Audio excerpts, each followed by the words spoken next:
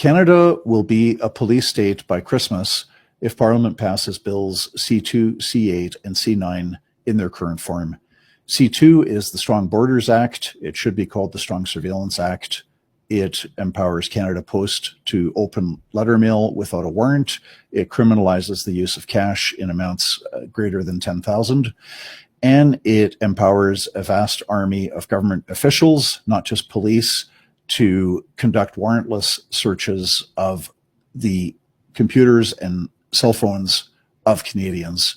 It is a massive invasion of privacy. It's extremely dangerous. We then have Bill C9, which is the Combating Hate Act. And this legislation is going to result in many more Canadians getting prosecuted, not over something that they've done, but on the basis of something that they have said or written. Bill C9, the Combating Hate Act, gets rid of an existing requirement that hate speech prosecutions need to be reviewed by the Attorney General. And it also gives judges authority to impose much longer sentences, jail sentences on people if the judge feels that hate was part of the motivation in the commission of the crime. Bill C9 still does a terrible job of defining the emotion of hate, and so there's lots of discretion left in subjective feelings of police officers, Crown prosecutors, and judges. So that's a serious problem. There have been warnings that the Online Harms Act, which prior to the last election was known as Bill C-63, might be reintroduced. If the Online Harms Act is brought back and passed into law, you're going to see the Canadian Human Rights Commission with massive new powers to prosecute Canadians over offensive non-criminal speech with penalties up to $50,000. You're going to see a Digital Safety Commission with a vast army of bureaucrats to enforce federal regulations that are passed in respect of the internet and internet contents. And you're going to see Canadians punished preemptively because their neighbor fears that they might commit a hate speech crime in future. The Online Harms Act would authorize judges to place Canadians under house arrest and wear an ankle bracelet in respect to curfew, etc.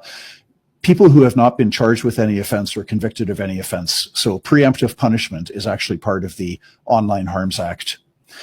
Now, last but not least, currently before the House of Commons, we have Bill C8, the Cybersecurity Act. This gives federal cabinet ministers the power to kick individual Canadians off the internet.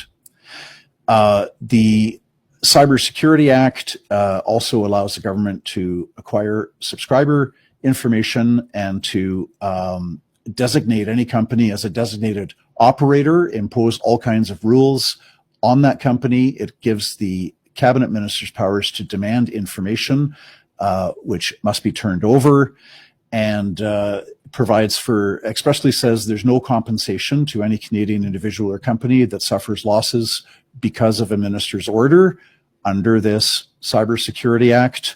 Administrative penalties for not complying with the minister's order up to $50,000 per day for individual Canadians, and up to 15 million for Canadian companies not complying with the minister's order.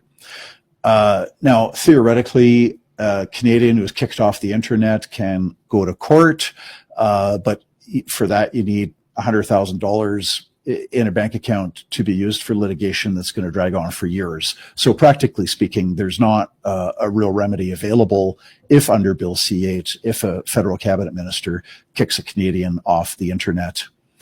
Politicians never take away our rights and freedoms without offering a nice sounding pretext. And so we've got the federal government saying that we need Bill C8, Cybersecurity Act, to protect us from hackers, ransomware fraudsters, malicious cyber actors, and hostile state actors. Now, and of course, the sacrosanct national security and public safety, which of course every Canadian supports. The fact is that hacking into someone else's computer system, causing damage, are already criminal offenses. The powers are there already for the government simply to enforce the criminal code. Giving the federal government, giving federal cabinet ministers power to kick Canadians off the internet is not necessary for protecting public safety or defending our national security.